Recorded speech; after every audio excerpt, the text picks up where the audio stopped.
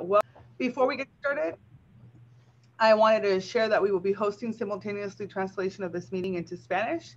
And so I wanted to introduce our translator with Spanish language instructions.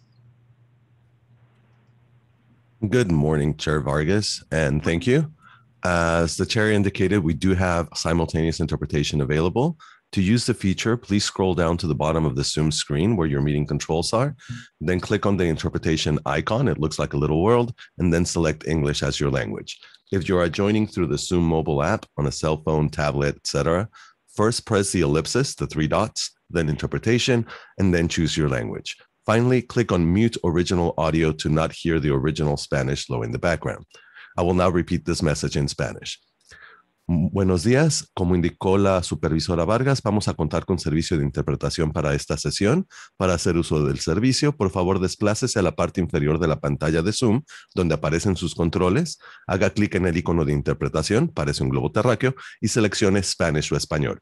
Si está utilizando la aplicación móvil de Zoom en celular, tableta, etc., presione primero los puntos suspensivos, luego interpretación y luego el idioma. Por último, si no desea escuchar el audio original en inglés en el fondo, por favor seleccione Mute Original Audio o silenciar audio original. Gracias and thank you, Chair.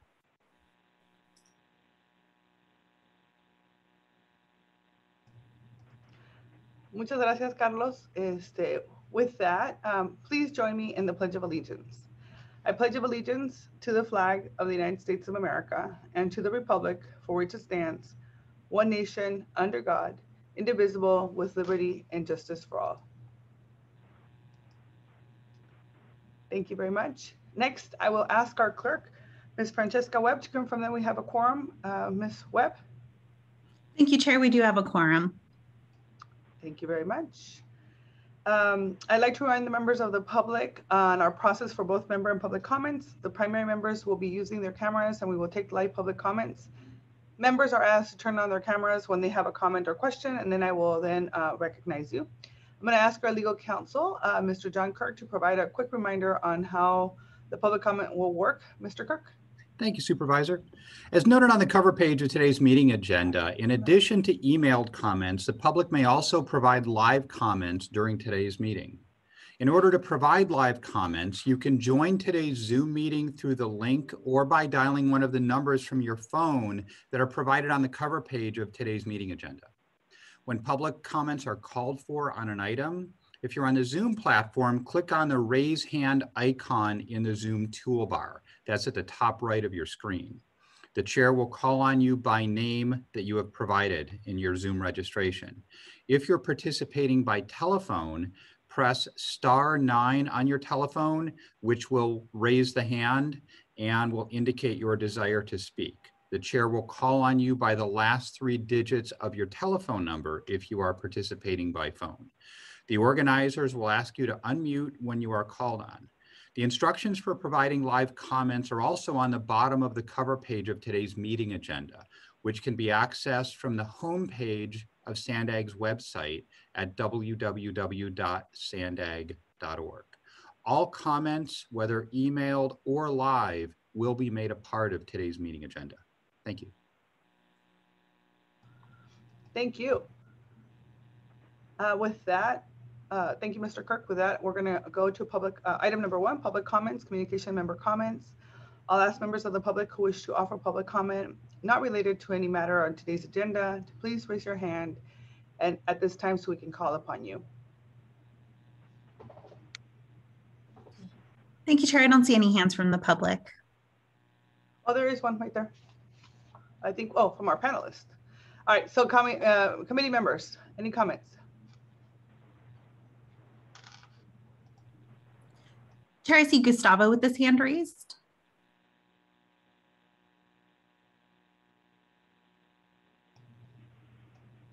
Go ahead. Thank you, Chair Vargas. I wanted to mention a couple of things of interest to the members of the Transportation Committee as well as the public.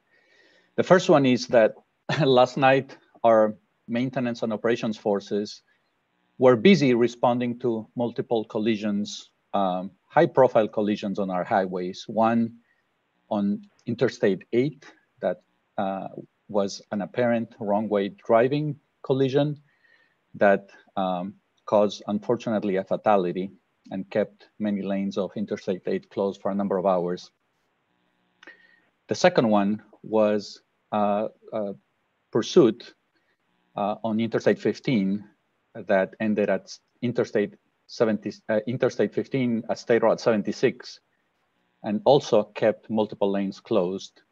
And then 4 o'clock in the morning, also on Interstate 15 at Fallbrook, a second apparent wrong way driving collision that included multiple severe injuries. So it promised to be challenging time for our emergency responders, and we appreciate the public patience as we support law enforcement in these type of collisions, responding to these type of collisions. And I believe we still have some of the lanes on 15 closed in support of the investigation of the last one. But we appeal to all the public to be safe as they resume driving after the pandemic, and keep others safe as well as emergency responders. The second thing that I wanted to mention is some upcoming closures. Tomorrow we will be closing State Route 163 from 5 to 8 in order to perform more landscaping work as well as guardrail repair. We get about 2.5 hits per day on our guardrail systems throughout the county. Guardrail systems are very important to keep motorists from hitting fixed objects or from going down steep embankments or going into opposing traffic. So it's very important work, and that's why sometimes we have to perform it under closures, and that's why what we're doing tomorrow on State Route 163. Also coming up on the weekends of both June 11th and the following weekend, June 18th, we will be closing I-8 at State Route 67. This is part of the work of replacing the riding surface of the bridge on 67 across 8. Over the last few years, we have to respond to multiple emergencies of holes developing in the top of that structure. So we're completely replacing the top of that structure. So we will be closing I-8 during those 2 weekends in a row to be able to accomplish that work. Earlier this week, on Tuesday, we held the workshop for the San Vicente Corridor Multimodal Comprehensive Plan. We had great participation from the public. This is a plan that looks at transportation needs along the State Route 67 corridor from Lakeside to Ramona. The public was very gracious in participating and gave us some great comments. If people weren't able to participate, they have until the end of the month to go through the virtual engagement hub that SANDAG has set up at mysocialpoint.com. And we will be receiving comments until the end of the month. And then next week, we will be partnering with SANDAG also on the CMCP second meeting for the CMCP for the Central Mobility Hub.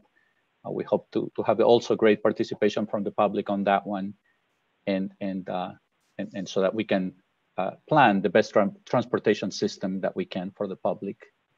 And I'll conclude by mentioning that the California Transportation Foundation awarded Caltrans Technology Award for our advanced smart variable sign. These are new signs that support multi-color, full color capabilities. They're a lot more energy efficient than our previous signs that last a lot longer, and also have vehicle to infrastructure capabilities. So when there's something displayed on the sign, it can also be displayed on vehicles that are outfitted with particular technology. So we're very proud of that. And that concludes my remarks. Thank you. Thank you so much. Councilmember Saki. Thank you, Madam Chair. Gustavo, I don't need to tell everybody in this room what a great asset he is for our region, and it is very refreshing to hear these reports every meeting. I want to share with the committee, though, a very positive comment or conversation that I had with Gustavo last week related to the suicide prevention barrier for the Coronado Bridge. There's been some movement as far as funding through federal earmarks. There's been some internal engineering studies that have gotten us a little further along than we had hoped at this point. I have an op-ed coming up in the Coronado paper about my frustration with the speed at which this process has happened. I found a newspaper in my garage from 2003, and it was a letter lamenting the suicide issue at the bridge, and that was 18 years ago. And now, actually, after my conversation last week with Gustavo, I feel we actually have some meaningful progress. There'll be more details coming forward, but what I want to chip on your green with is a plea to not have this be an orphan project. I'm working with Colleen Clemenson on the Sandag staff as to where it fits into the proper regional planning, whether it needs to be in the RTP, whether it needs to be part of the discussion broader as a regional transportation infrastructure issue. Might help with support for it. We could use some support from City of San Diego as well as the Navy on this. But moving forward, it can't stay an orphan project. It's going to need to be in some document, some planning document, and hopefully in the next couple of months, come back as a draft recommendation to where it belongs in the Sandag regional planning documents. So just a heads up on that one, and look forward to any positive feedback from on that you can provide as this project moves forward. I appreciate your attention. Thank you. Thank you, Council Member. I just wanted to share quickly that both the Vice Chair, Raul Campillo, and myself, Council Member, and myself toured the East Otay Port of Entry just a couple of days ago, and I wanted to say thank you to Hassan and to everyone on Sandag for doing such an exceptional job. It looks fantastic, and can't wait for it to open and for it to be, obviously part of a bigger, part of the bigger mobility piece of the San Diego County region. So I'm really excited about it. And I think I just want to emphasize about it was already mentioned, but the second virtual public workshop for the Central Mobility Hub and Connection CMCP next week on Monday, June 7th from 6 to 7:30. I'm going to ask the clerk to share the digital flyer with you later today if you're interested in attending or finding out more information about that particular planning effort. Our next item number 2, is our Executive Director's report. I will, this time it's going to be provided by Jim. Jim, there you go. There I am. I knew my mouth would work. Thank you, Chair Vargas. It was an exciting day a week ago today at Sandag because of, as you might be aware, we released the draft 2021 regional plan at the Board of Directors meeting. And so what that does is that officially kicks off the public review period. And that review period will last through July 30th. During that time, we're going to be hosting 6 virtual open houses. In fact, this month we'll be hosting where people can engage with the Sandag board members and engage with staff about all the policies and the issues considered in the regional plan. And we hope that you'll help spread that word about all these open houses, these 6 open houses. And then in July, we're going to have 2 public hearings, one with the Transportation Committee and also one at the Board of Directors meeting. Concurrently, while this is all going on this summer, we're going to be developing the environmental impact report for the regional plan. And we expect that the board will adopt the plan in late fall. And you can find more details about the plan and all the events at sdforward.com. It's sdforward.com. Now, many of the improvements that are identified in the draft plan rely on broadband access throughout the whole region. And that's part of the reason that the board adopted a resolution earlier this year to bridge the digital divide. And we are very proud to announce that our team has partnered with Cisco to advance this work. Cisco is going to be identifying barriers to broadband expansion and develop strategies and solutions for addressing these barriers. And we'll have at the end result, we're going to have an actionable roadmap. And so what's even cooler is Cisco is providing this work to us pro bono, free of charge. And they recognize the urgent need to address, this is a major social equity issue. And it's also part of their corporate social responsibility program. So very happy to say we've been teaming up, or we have the ability to team up with Cisco to do this. And this information provided will inform the regional digital equity strategy and action plan, which is anticipated to be completed later on this year. Okay, switching gears, as Chair Vargas, as you mentioned, yeah, we had a tour of the Otay Mesa East, future Otay Mesa East port of entry, and also the construction of State Route 11, and that's ongoing. Thank you, both Chair and Vice Chair, for taking the time out of your day to get an up close and personal look at this very critical project. Because, once this thing is complete, and project is going to touch all the bases. It's going to enhance regional mobility, fuel economic growth, reduce greenhouse gases, across the entire San Diego region. Also on construction, we had a ribbon cutting last week, and we love ribbon cuttings here at Sandag, for the Rose Creek bike path in the city of San Diego. And Rose Creek is a 2-mile gap in our network that's all part of the very long coastal rail trail. And it serves the most heavily traveled bike corridors in the region.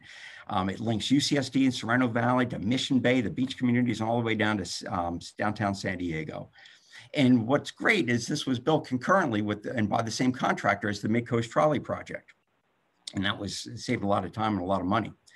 So after the trolley opens this fall, we'll have a complete corridor where people can choose to travel by bike, by freeway, by coaster, or by trolley. So we want to congratulate the entire team for getting this thing done. And the completion of projects like the Rose Creek Bikeway is a great example of your commitment to active transportation and to the Bike Early Action Program of projects. In order to advance even more of these projects, we're going to be coming to the board next month with some funding options.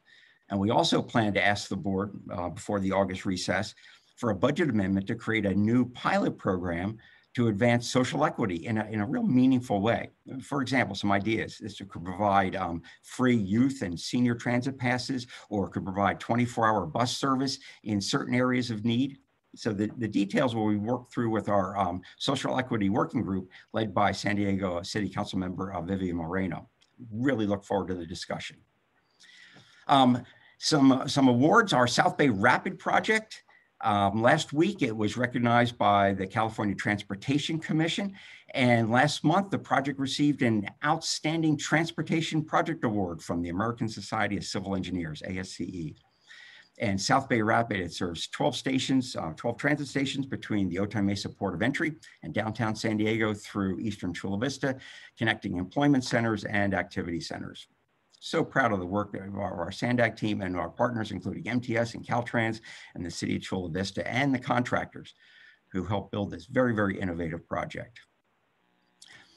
And finally, as we approach full reopening of the state on June 15th, our executive team, the Sandag executive team, has been back into the office, and we're working on the protocols. And we're just so proud of, like I'm sure you are with your city and county staff, so proud of how our 350 professional staffers adopted so quickly to the remote work environment, and that we've all been working through over the past 15 months. And so we're also planning to resume our in-person board and policy action committees like the TC meetings in person in September. And between now and the end of August, we'll have established best practices to provide, for hybrid meetings and as best we can in our boardroom. And while we shift to in-person meetings, we want to make sure we can continue to offer the public the same level of access they have now using technology. It's been a long road, but we cannot wait to see everybody in person. So Chair Vargas, thank you very much. And that concludes my report. Thank you so much. Very much appreciated. Are there any public comments? Please no, Chair, no hands from the public. Oh, my apologies. We do have one hand up from the public. Okay. Stephen Koch, you can go ahead when you're ready. I wanted to ask, has the committees looked at inclusion of diverse firms that are particularly non-union when it comes to a project labor agreement to increase diversity for the transportation projects? Our service is excluded from working with the prime contractors that have to acquire our service because there is no project labor agreement allowing us to work on union projects. Chair, if I could offer, if we could get the speaker's name and email address, we can have one of our staff members talk to him about this subject. I appreciate your time and your consideration. So if you could just go ahead and provide your email and your information, and staff will follow up. Fantastic, thank you. Are there any member comments? Seeing none, I'm gonna go ahead and move on to the consent agenda. If a member would like to pull any of the items on the consent agenda, or if you have any questions or comments on any consent items, please let me know. All right, seeing none. There's item number 3AB and number 4, first approval of minutes and the Transnet Environmental Mitigation Program. Ms. Webb, are there any public comments on the consent agenda? No, Chair, I don't see any hands from the public. All right, so if there's no further discussion, may I have a motion to approve the consent calendar? Also move, Chair. Zito seconds. Could you do me a favor and say your name and your last name so that I know, because I can't see all of you. Campillo moves. Okay, thank you. And who was the second? Zito seconds, as I said. Thank you very much. So we have a motion and a second. I'm going to have the clerk call for the roll call, please. Thank you, Chair. For the San Diego County Regional Airport Authority, Gil Cabrera. Cabrera, aye. Thank you. For the City of San Diego, Vice Chair Campillo. I vote aye. Thank you. For the County of San Diego, Chair Vargas. Vargas here. Aye. Thank you. For East County, Councilmember Mendoza. Mendoza, aye. Thank you. For Metropolitan Transit System, Councilmember Montgomery Stepp. Montgomery Stepp, aye. Thank you. For North County Coastal, Councilmember Zito. Zito, yes. Thank you. For North County Inland, Mayor McNamara. McNamara, aye. Thank you. For North County Transit District, Councilmember Edson. Edson, aye. Thank you. For Port of San Diego, Commissioner Benelli. Benelli, yes. Thank you. And for South County, Councilmember Sankey. Sankey, yes. Thank you. And that does pass unanimously. Thank you, Madam Clerk. Moving on to reports. Item number 5 is the 2020 State of the Commute Report. Transportation Committee is asked to review information about the regional transportation system performance data shown in the 2020 State of the Commute Report based on review and acceptance of the Transnet Independent Taxpayer Oversight Committee. I'm going to turn it over to Ms. Grace Mino so that she can do her presentation. Ms. Mino? Hi, good morning, Chair Vargas and committee members. My name is Grace Mino, and I'm a senior research analyst here at SANDAG, and I'm just going to go over the results of our 2020 State of the Commute report. Next slide, please. So just to give a quick overview of this presentation, we're just going to give a quick background of the Transnet Ordinance and the purpose of the State of the Commute report. We want to go over changes that were made to the 2020 State of the Commute report, and then we'll go over the full results, and then we'll talk about next steps for the 2021 State of the Commute report. Next slide, please. So just a quick background, stated in the Transnet Ordinance for the State of the Commute on an annual basis, the ITOC will review ongoing SANDAG system performance evaluations, including SANDAG's State of the Commute report, and provide an independent analysis of information included in that report. The evaluation process is expected to include such factors as level of service of measurements by roadway segment and by time of day, throughput in major travel corridors, travel time comparisons by mode between major trip origins and destinations, and then the information will be used as a tool in the RTP development process.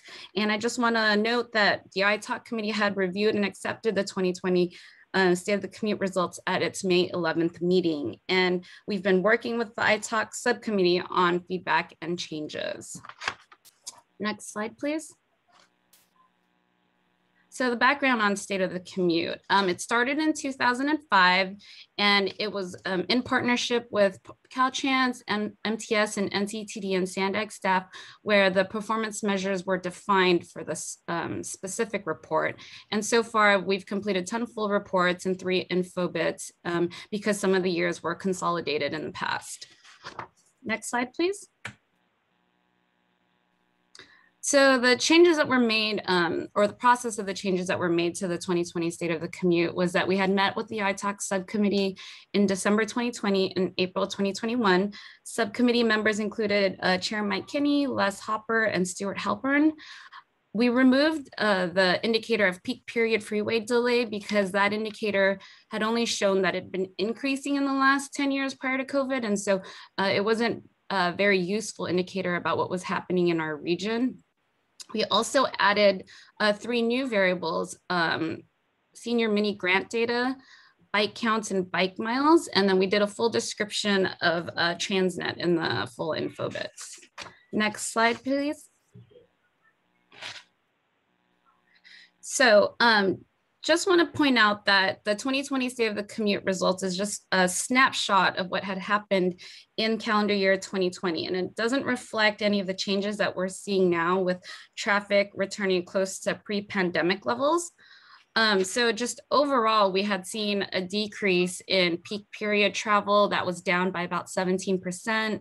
We had highway travel times on all 25 commute corridors that were also down. Transit travel times were down on 14 of the 16 routes, and then ridership in 2020 dropped considerably from 2019, about 59%.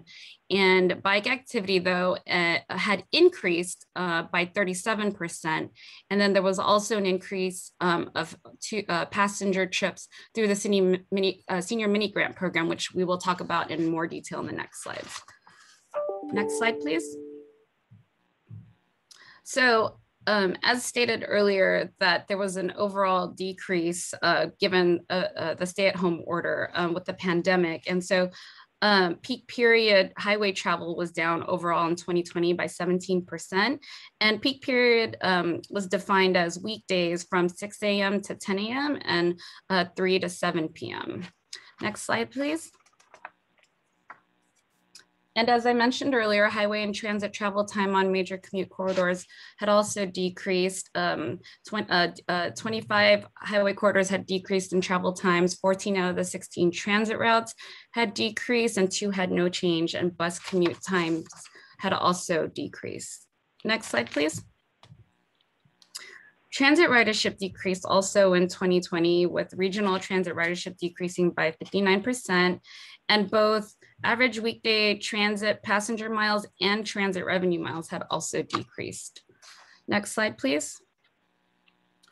Regional rail and bus transit ridership had also decreased for the most frequently used trolley lines and also on the Sprinter. And then all 6 bus routes monitored had also had significant decreases. Next slide, please.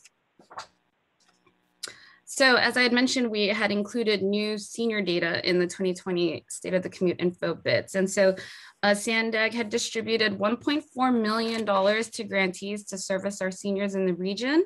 And there was 215,000 one-way passenger trips. But I want to note that in 2020, due to the COVID pandemic, grantees were allowed to perform alternative services such as food delivery, prescription delivery, and other essential services for our seniors. And later on, a tool was developed later to track this, but it wasn't, we aren't able to separate what was actually senior trips versus the alternative trips until later on in 2020. Next slide, please. And we just want to point out that also a new indicator was just regional bikeway mileage. And so since 2010, there had been an increase of 400 miles of bikeways, and this was a 31% increase in total center regional bikeway mileage since 2010. Next slide, please. And regional bike activity across 8 routes in the region had also increased since 2019. Bike activity increased in the region by 37% given the stay-at-home orders. Next slide, please. So next steps for the next State of the Commute for 2021 is we're looking to incorporate big data. SANDAG had conducted a telework survey in 2020, and we hope to incorporate that data in the next round for the info bit. We're working on how to incorporate the live and work data as well. And we just received recommendations from our transportation performance framework to help align efforts and recommendations from external audits, and staff is actually meeting internally to discuss next steps. And then we'll be returning to the ITALK for the selection of our new subcommittee members. Next slide, please. Does anyone have any questions?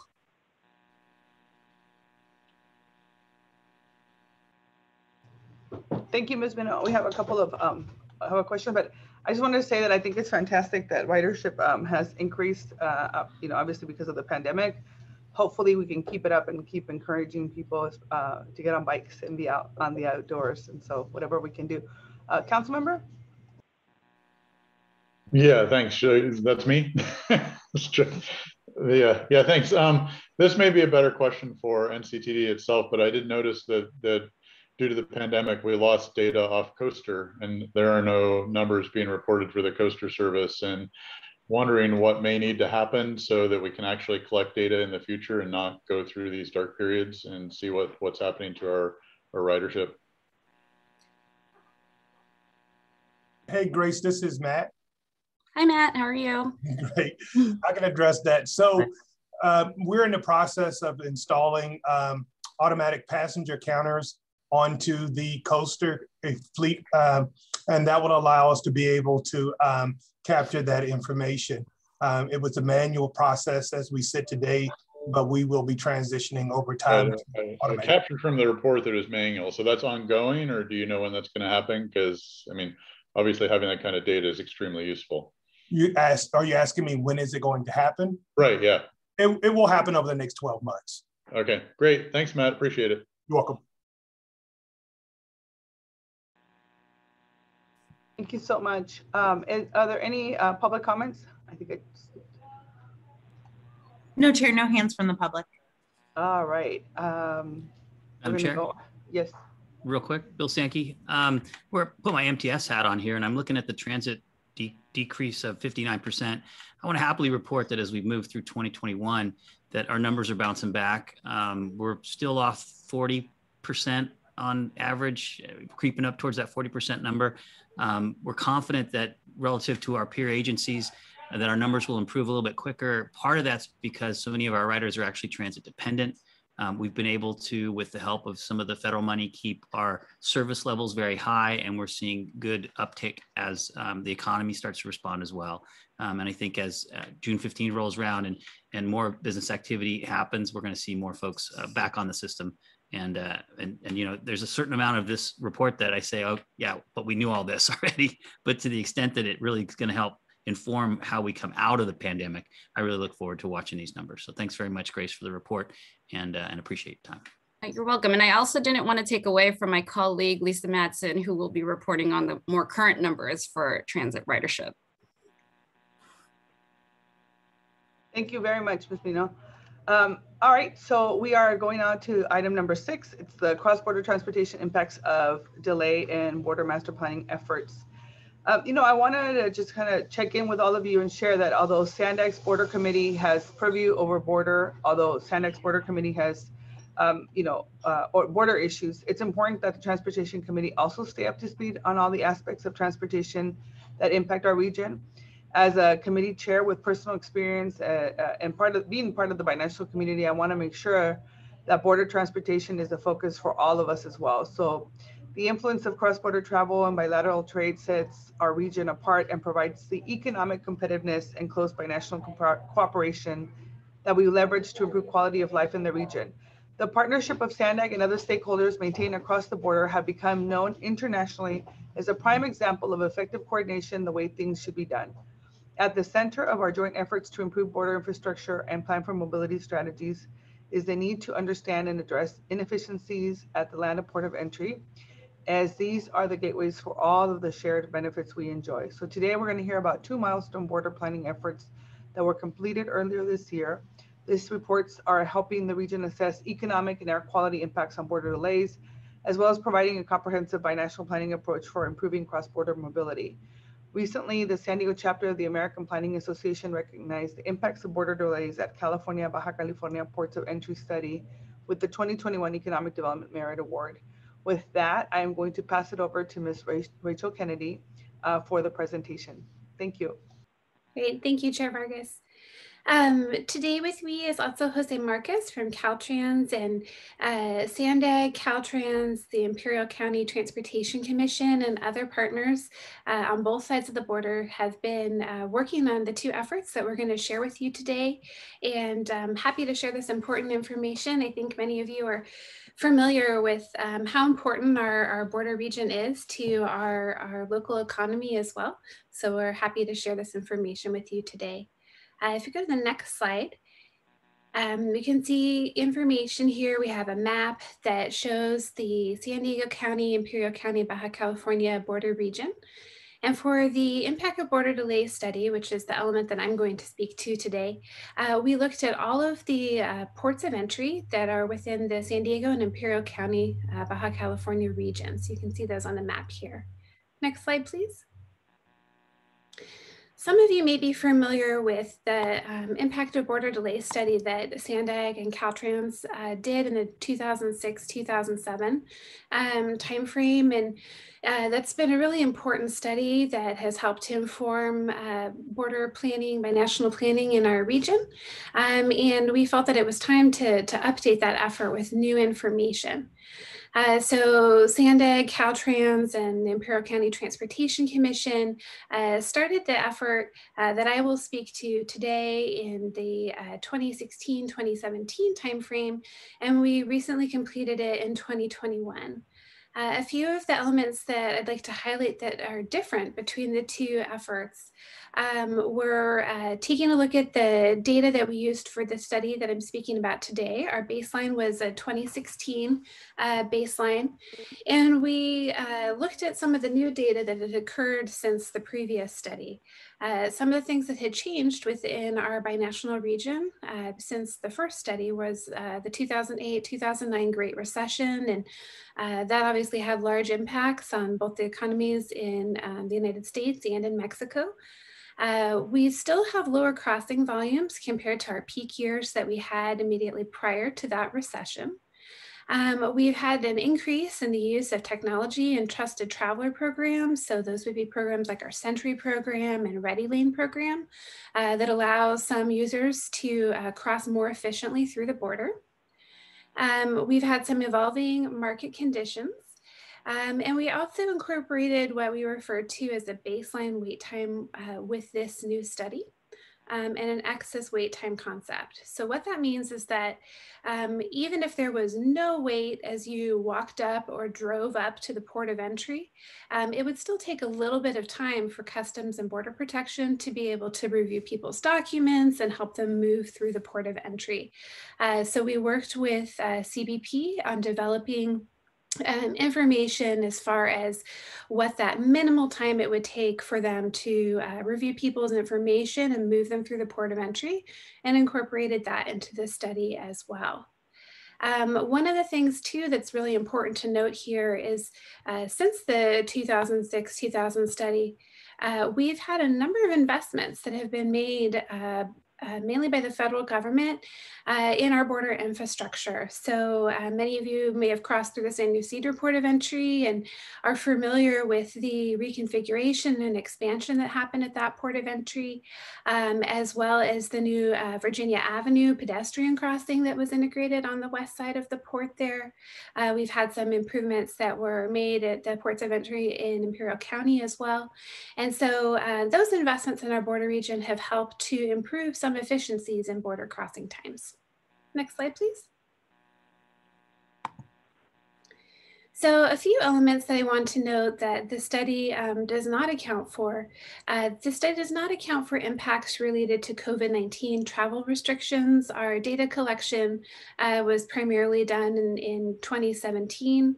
Additionally, we had new modeling data that was created through the State Route 11 Otay Mesa Port of Entry project, and that was integrated in 2020 into the study effort, but we are not accounting for changes that we have seen in border crossings related to COVID travel restrictions. Additionally, we did not account for impacts of the new US-Mexico-Canada trade agreement or for the recent California governor's executive order that relates to zero emission vehicles. So we just wanted to note that with the methodology. Next slide, please. So as I noted, this was a binational effort to prepare this study, and we had pretty extensive evaluation of the methodology that was to be used for the economic projections and also for the air quality projections. We had economic peer reviews and air quality related peer reviews as well, with partners from academia, the border community, and others who helped to look at the methodology and provide input during the process as well. Next slide. So here, this slide highlights the economic impacts that were identified through the study. And I want to walk you through from left to right, looking at this graphic. So the first column that you see is our baseline scenarios. That's our base year of 2016.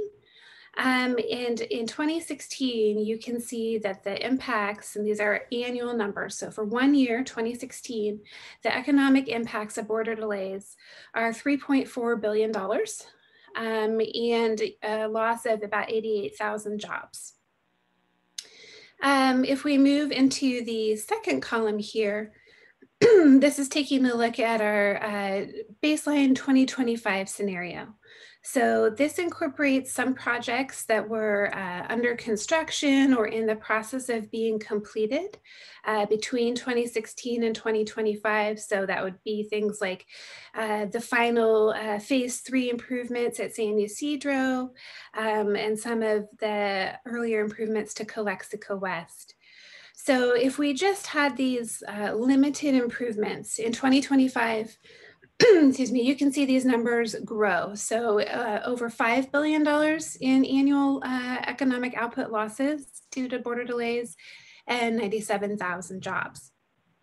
So then I think our last column here in the slide is probably one of the most interesting in my opinion. So if we take a look at 2025 again, but look at some additional improvements to infrastructure within our border region, and these would be projects like the opening of Otay Mesa East Port of Entry here in the San Diego County region, improvements to ports of entry in Imperial County such as Calexico East, expansion of the All-American Canal Bridge, and enhancing our transit and pedestrian connections to all these ports of entry. You see those numbers drop to actually below our 2016 baseline. So that would be $3.3 billion in economic losses and about 80,000 job losses. So obviously it doesn't go to zero, but by making these investments, you're pretty much buying back 10 years of losses. Next slide, please. So in addition to economic impacts, we also took a look at air quality emission impacts of these border delays.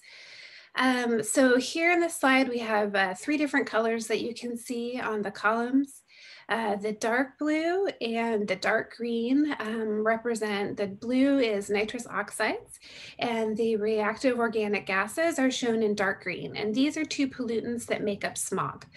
Smog is one of our pollutants that within the San Diego region and in Imperial County, we are not meeting the federal standards for those pollutants. So we focused on those here. Additionally, you can see in the light green, we have carbon dioxide, which is a proxy for greenhouse gases. So moving from left to right again, you can see here in the baseline of 2016, those numbers are the highest for all 3 pollutants.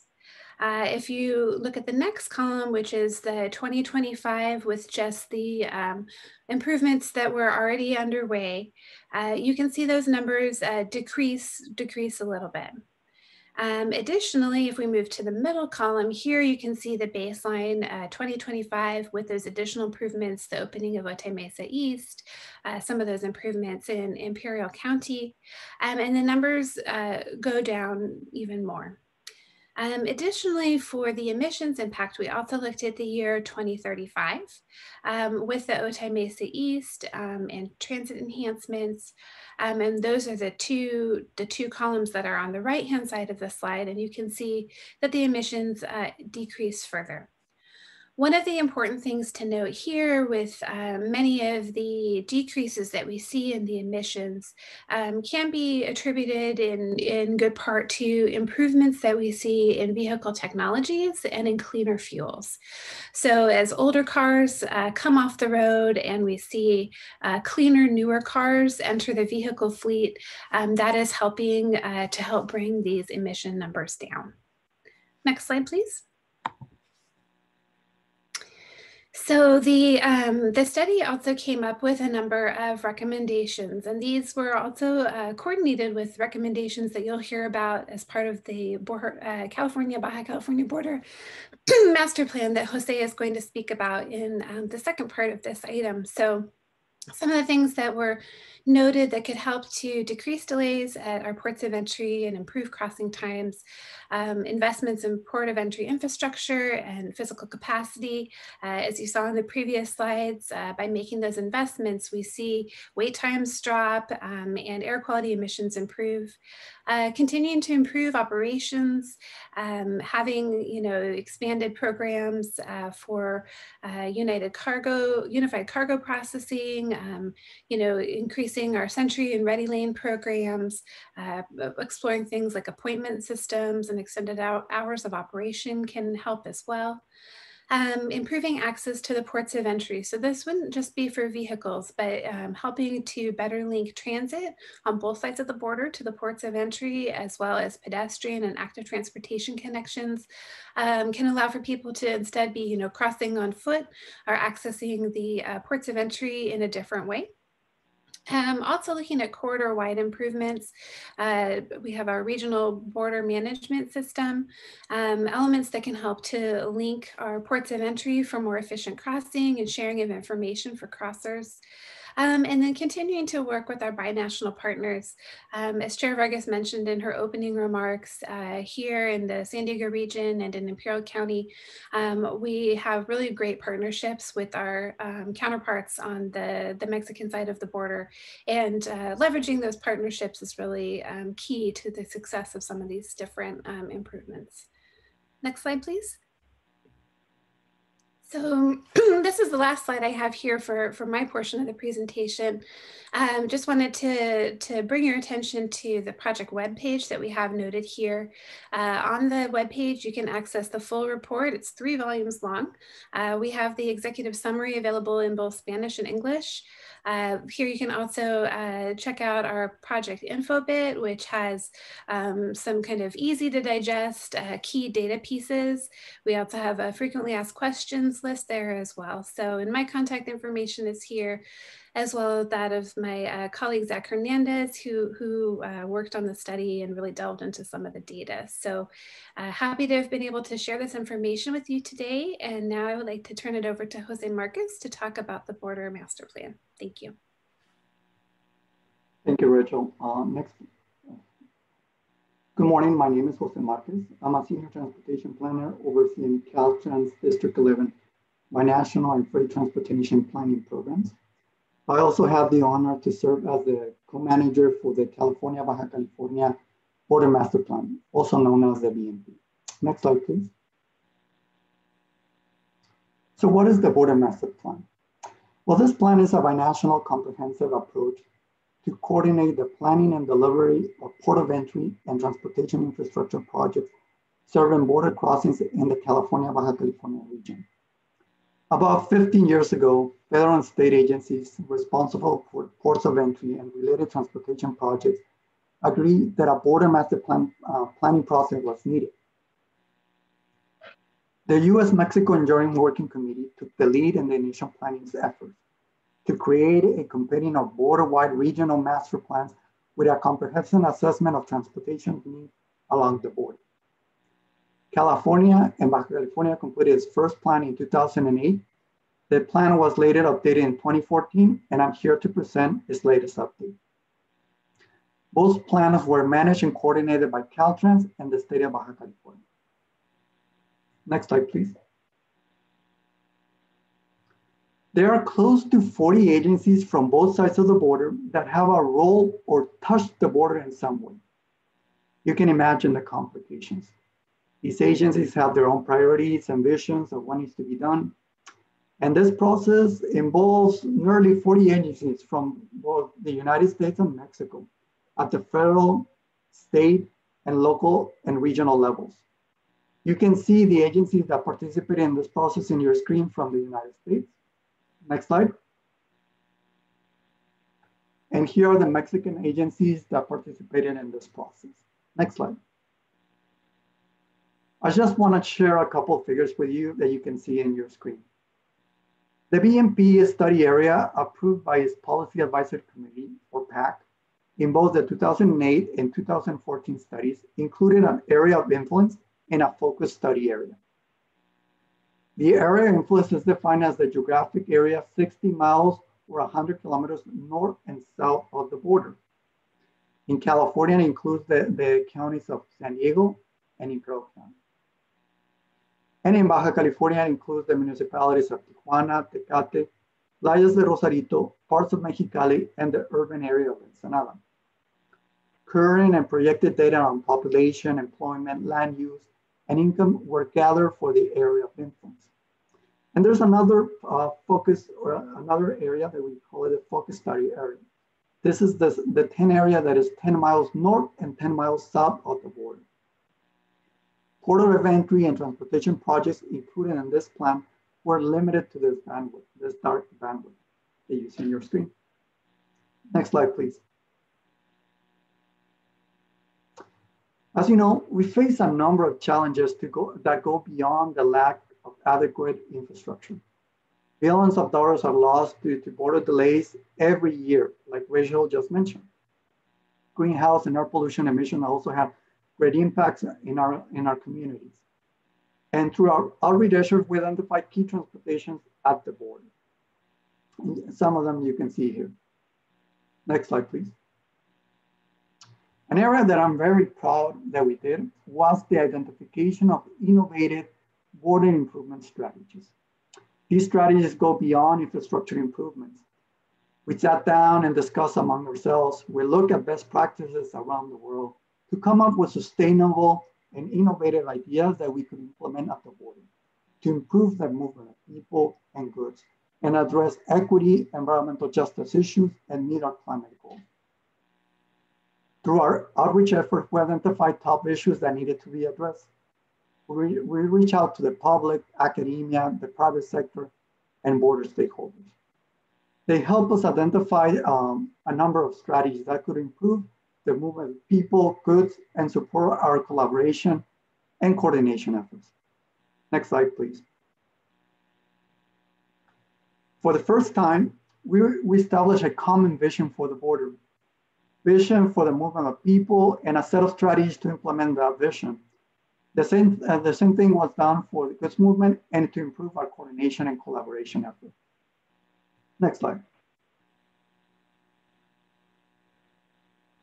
The innovative and sustainable strategies were further refined. Our stakeholders selected a couple of ideas that were later developed into white papers. These white papers will serve as a roadmap to implement some of the innovative strategies. I want to share, next slide, please. I want to share a couple of takeaways from our People Movement white paper. More information can be found on our website in our report. What this council is asking us to do is to look at the border as an international airport terminal, where international travelers will be able to pre-register their arrival in a kiosk or in an app and make a reservation of everything. Instead of just going, getting in line and waiting for several hours, they could reserve the time of the crossing. Let's say, maybe you can say, on Tuesday, I'll be crossing through San Isidro around 2 p.m. I'll be a pedestrian and I'll be a ready lane user. Next slide, please. Like I said, we want to bring the air travel experience to the border, where pedestrians could enjoy several enhancements like Wi-Fi, public restrooms, and information help desk, a place to charge their phone, and maybe playgrounds for their kids as they wait to cross the border. Next slide, please. For freight, We could explore providing a staging areas for zero emission commercial vehicles and an appointment system to cross the border. So those appointment systems are very important. That way we don't get those long wait times. Next slide. All of this will eventually be coordinated through a regional border management system. I'm happy to say today that we will be working on the development of this system. Just recently, SANDAG received a $9.3 million grant from USDOT to demonstrate technology concepts. The RBMS system is part of this grant and will serve as the transportation management tool that will allow the management and operation of cross-border travel. Next slide. The BMP also calls for the development of a robust binational border data warehouse. This data will help the planning and programming of, for public and public interest. Next slide. Another area that the BMP is calling us to act is the development of performance indicators. Next slide. And the implementation of a binational cross-border transit service where transit does not stop at the border. This concept already exists in metropolitan areas like El Paso and Ciudad Juarez. Next slide. In addition to the innovative strategies, the BMP has a number of policy recommendations. These recommendations will help guide and focus our efforts in the coming years. I just want to mention a couple of them, like managing the border as a system, expand mode shift and transit access opportunities and connections, and explore opportunities for zero emission trucks. Next slide. Through this effort, we also identified close to 200 infrastructure improvements or projects that we will need to implement on both sides of the border. These represent an investment of more than $13.5 billion in the next 20 years. These projects were submitted by our participating stakeholder agencies. Next slide. Well, thank you. This concludes my presentation. You can find more information on the website. And if you have any follow-up questions, don't hesitate to contact me. Thank you so much. I have to say that as chair of the APCD board, this is all music to my ears, and I really appreciate the thoroughness of the information and some of the ideas that all of you are presenting. We have a couple of members, but let me check first to see if we have any public comments before I go to our committee members. Madam Clerk? No, Chair, I don't see any hands from the public. All right. Well, I'm going to turn it over to, let's see, I think it's Councilmember Sadke. Thank you, Madam Chair. And Rachel and Jose, thank you so much for this. As a frequent border crosser, I see a lot of improvements possible in what I'm reading here. And speaking of these crossings more in the language of Sandag as a mobility hub, I think we have a lot of opportunities here for improvement. Rachel, your slides included slide number 8. If you could bounce to that one, please. Again, as a frequent crosser, but not necessarily in any kind of a commercial vehicle, I'm in the lanes with an awful lot of personal vehicles. And I noticed this slide talks only about commercial border crossings. I'm hazarding a guess to say that if we added the emission impacts of the personal vehicles to this chart, we'd need another 6 inches or so of line to the top of it. Do we have an effort that's monitoring that? And I know the answer to the question is yes, but how does it incorporate into the document that we're looking at today? And how can we see the wins that we're going to get, obviously on the commercial side, parlayed into wins on the personal vehicle side? Sure, great question. And the personal vehicle, we have many slides that we could share with you. We did take a look at the personal vehicle crossings as well. They generally follow the same trend lines that you're seeing here on the commercial vehicle line. Some of our pollutants, like NOx and ROG, trucks create more of compared to personal vehicles, but it's the same trend line that you see here. With the investments in the border infrastructure and ports of entry, you see kind of that same drop over time, as well as with the technologies. But I'd be happy to send you some links to our report and some of the graphics that we have for personal vehicles as well.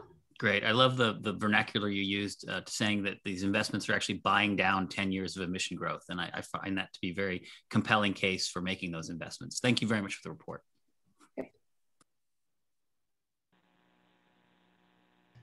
Thank you. Councilmember Montgomery. Thank you so much, Chair. I really do appreciate this focus in this conversation.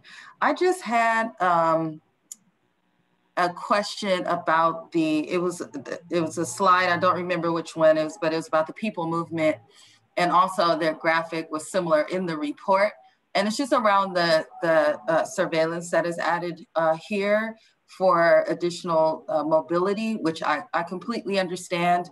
But I do want to know kind of if there are any oversight mechanisms or any other considerations when we're talking about kind of using surveillance in the way that it's proposed here.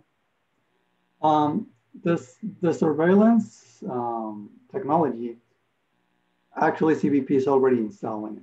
Is the facial recognition, especially there, I think if not, they haven't completed it, but at least this year they're going to complete the whole of that system for pedestrians. Eventually they're going to include that technology in vehicles. And for them, it was to identify if the document that you're handling to them is actually you. But one of the things that we want to do is, they already have that technology that they're going to be implemented. So how can we improve the flow of people and have shorter wait times, especially for pedestrians? So we want to use that technology that they're already implementing and to improve our mobility at our ports. Okay. I appreciate it. It's just always, I think not necessarily a concern, but something that I think we should monitor, that it's used appropriately. And there are oversight mechanisms, even if we as a body are not the ones providing those. But I appreciate the answer to my question. Thank you. Thank you for that question. Mr. Gustavo. Thank you, Madam Chair. I wanted to thank Jose and also Rachel for two great presentations. With regards to the border master plan, I wanted to highlight the hard work that the team put together on this. We kicked off the border master plan in early 2020 with California State Transportation Agency Secretary David Kim and the Secretary of SIDURT, Karen Postlewhite, here in our offices in Old Town in early 2020. It was supposed to be a one-year study, and then COVID hit. And like Jose mentioned, this study required the coordination between more than 40 agencies at the federal, state, and local level on both sides of the border. And thanks to the hard work by Jose and the PAC and the technical working group, we were able to complete the study on time. So I really want to thank everyone that participated in that study and all the dedication, all the great ideas that were identified for the next 20 years of improvements that we can do at the border to improve both the transportation mobility, but also the economy, as well as the environment across the border. With respect to the border delay impact study, it's great data that supports why we need a new port of entry at Otay Mesa East. Because at Caltrans, we've long recognized that the border is an economic engine for the region, but also for the rest of the state. And we've invested more than $500 million, well more of if you include what we invested on State Route 905 previously, and the $500 million that we've invested in State Route 11 to bring the new highway all the way to the new port of entry. So I want to thank the chair and the vice chair for visiting our field office where our Caltrans crews are constructing both the highway and also the interchanges at State Route 11 and State Route 125. And we hope that you will all continue to support this project because like Rachel mentioned and Jose mentioned, we're in a mega region here where both of our both sides of the border are intertwined culturally and economically. And sometimes also the border is one of our most vulnerable areas. And these improvements will improve the quality of life for those border regions, but also will improve the economy for years to come. So thank you. Thank you, Gustavo. And again, I don't see any more comments from any of the board members. I just want to, again, thank you, Rachel. Thank you, Jose. Muchísimas gracias. That was a wonderful presentation. And again, just to put it into context, I know there's a lot of work being done in the border committee, but I think one of the things that we have to make sure we remember is that the border is part of our greater community as a San Diego community region, right? And so I think this is really important. So I really appreciate all the great work, and we'll continue to give everyone updates of where we're at and advocate to ensure that we strengthen our infrastructure in the border region as well. So I appreciate it. Our next item, thank you again. Our next item is item number 7, the annual report to the Legislature on public transit. I'm going to turn it over to Ms. Allison Woodward, please. Thank you, Chair. Hope everyone can see me okay. Yes, ma'am. Okay, awesome. Good morning. My name is Allison Woodworth, and I'm a regional planner here at Sandag. And I'm here to bring the annual report to the Legislature on public transportation. This report is mandated by legislation passed in 2017, which is colloquially known as AB 805, that requires Sandag's Board of Directors to provide an annual report developed by the agency's Transportation Committee to the Legislature on or before July 1st of each year. And this document must report on 5 elements, which are the following. The first is public transportation needs, transit funding criteria used by the agency, additional work on public transit, recommended transit funding levels, and funds spent explicitly on public transit in the relevant fiscal year. And this report's fiscal year is FY20. This is the 4th report that Sandag has developed. And as noted in the memo that prefaces the document, attachment 1, this report should be viewed in the context of the ongoing pandemic. And as such, future funding levels may change. In addition, certain sections of this report, namely Appendix A and B, use tables from the 2019 federal RTP. And these sections of next year's report will be informed by the 2021 regional plan should it be adopted this year. As the region weathers impacts to ridership, economy, and public health, Sandag, MTS, and NCTD continue their missions to improve mobility safely and conveniently for all.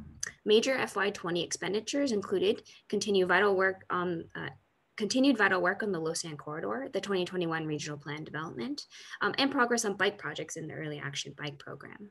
The Transportation Committee is asked to recommend to the Board of Directors that they approve submission of this report to the Legislature. Thank you.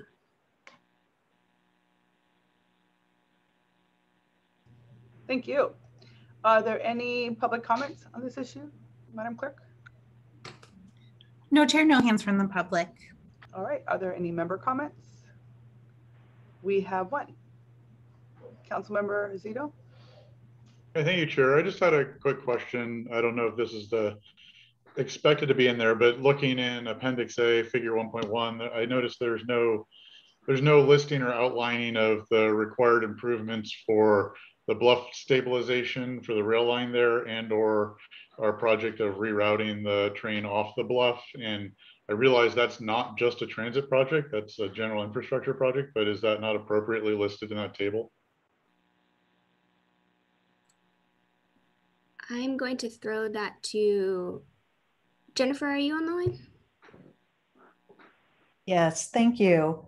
So the bluff stabilizations, it could be in there, and it could go either way, actually. And we chose, because of the nature of this report in the past, not to go ahead and include that as a improvement necessarily to the coaster, because that's what this report is really focused on, is explicit kind of improvements or projects that benefit the overall transit system. I'm sorry. Anyway, so we can add it, we can modify it for the final report that goes to the board if this committee feels like it's important.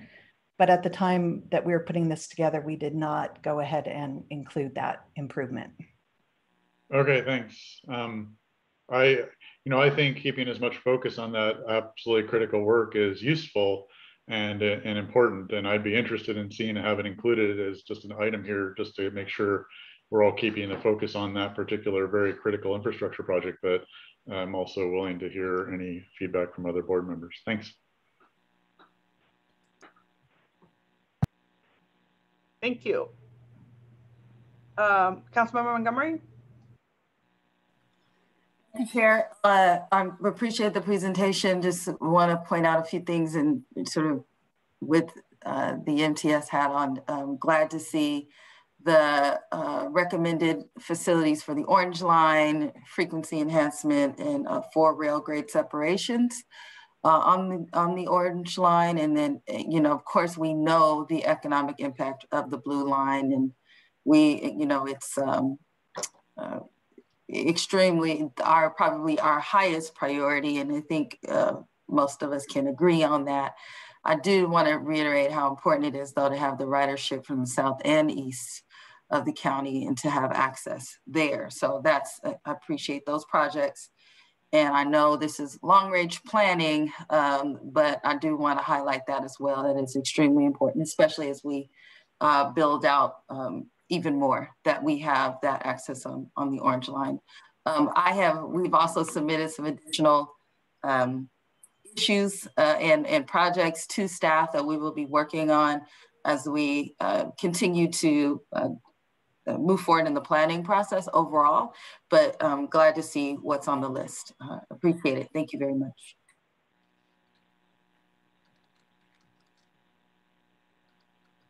Thank you, Councilmember. Let's see, Councilmember Sackey?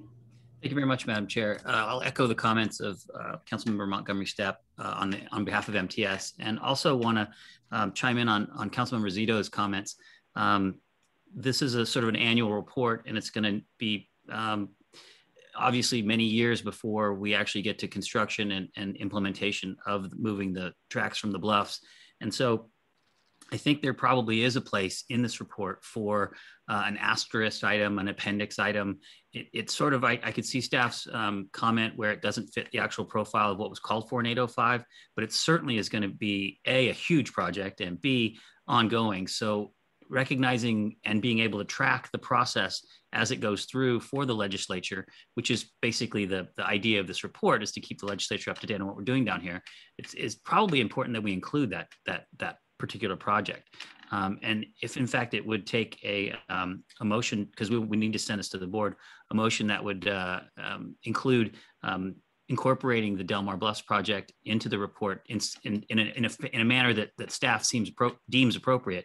I would make that motion to approve the recommendation, along with the inclusion of the Del Mar Bluffs project in the report going forward, because it's going to be around for a while.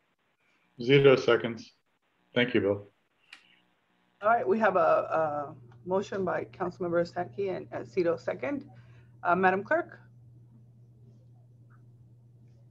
Thank you very much, Chair. For the San Diego County Regional Airport Authority, Gil Cabrera. Cabrera, aye. Thank you. For the City of San Diego, Vice Chair Campillo. Aye. Thank you. For the County of San Diego, Chair Vargas. Vargas, aye. Thank you. For East County, Councilmember Mendoza. Mendoza, aye. Thank you. For Metropolitan Transit System, Councilmember Montgomery Stepp. Montgomery Stepp, aye. Thank you. For North County Coastal, Councilmember Zito. Zito, yes. Thank you. For North County Inland, Mayor McNamara. McNamara, yes. Thank you. For North County Transit District, Councilmember Edson. Edson, yes. Thank you. For Port of San Diego, Commissioner Bonelli. Bonelli, yes, for the importance of good movements along that corridor. Thank you. For South County, Councilmember Sankey. Sankey, yes, and aloha to my Admiral friend. Thank you, and that does pass unanimously. Thank you very much, everyone. The next item, and thank you for the presentation, Ms. Allison. Item number 8 is the Federal Section 5310 Coronavirus Response and Relief Supplemental Appropriations Act and American Rescue Plan Act funding allocation. I'm going to turn it over to Mr. Zachary Rivera. Good morning, Chair. Thank you so much. And good morning, members of the Transportation Committee. I am here today to discuss the allocation of additional federal Section 5310 funding through the Coronavirus Response and Relief Supplemental Appropriations Act of 2021, or CRRSA, and the American Rescue Plan Act of 2021, or ARPA. Next slide, please. But first, a little background on the federal Section 5310 program and SANDAG's Specialized Transportation Grant Program, or STGP. The Federal Transit Administration Section 5310 program provides funding to improve specialized transportation services for seniors and individuals with disabilities when existing public transit is insufficient, inappropriate, or unavailable. The local Transnet-funded senior mini grant program supports specialized transportation projects for seniors. Taken together, the STGP seeks to improve mobility for senior and individuals with disabilities throughout our region. About every 2 years, SANDAG holds a competitive process or a call for projects to distribute 2 years of Section 5310 and senior mini grant funding. Staff presented the proposed funding recommendation for the Cycle 11 STGP call for projects to the Transportation Committee on March 19th. They were then approved by the board on March 26th, and Cycle 11 Section 5310 projects are anticipated to start no sooner than October 1st. Next slide, please. So while some Cycle 11 projects are slated to start soon, staff continues to monitor active Cycle 10 operating and mobility management projects, as well as grantees awarded accessible vehicles. Consistent with staff's report to the Transportation Committee on January 15th, many projects are still impacted by COVID-19, although demand for traditional service has increased as vaccinations roll out. As of March 31st, 8 of 12 active operating and mobility management projects had been granted amendments to their scopes of work. These amendments allow grantees to provide alternative services, such as trips for meal and PPE deliveries, as my colleague Grace discussed in an earlier item. As described in the staff report, the impacts of COVID-19 vary considerably by grantee and project. Some have scaled down services entirely, while others have scaled up services to provide alternative services. Next slide. To address the impacts of COVID-19 and provide relief, CRRSA and ARPA were signed into law in December 2020 and March 2021, respectively. Each measure appropriated approximately $50 million in additional Section 5310 program funding. As the designated recipient of Section 5310 funding for the large urbanized areas of San Diego, SANDAG is authorized to receive and distribute CRRSA and ARPA funding apportioned to the region.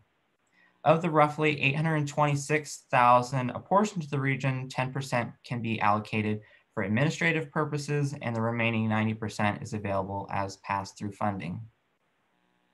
Next slide. While CRRSA and ARPA contain Section 5310 funding, many program requirements were waived or are different from the normal Section 5310 funding apportioned through the Cycle 11 call for projects. As shown in this table, in this graphic, there are many similarities between ARPA and CRRSA, and here are a few key features. First, funding should be expended for payroll and operations expenses, including items that have a useful life of less than 1 year, such as PPE, personal protective equipment, and cleaning supplies. Eligible expenses can be covered at 100% federal share, meaning no matching funds requirement, retroactive to January 20th, 2020. Regarding how SANDAG may allocate CRRSA and ARPA pass-through funding, the Federal Transit Administration still requires that funds be allocated in a fair and equitable manner. However, SANDAG can deviate from its procedures in the program management plan when allocating funding. Next slide.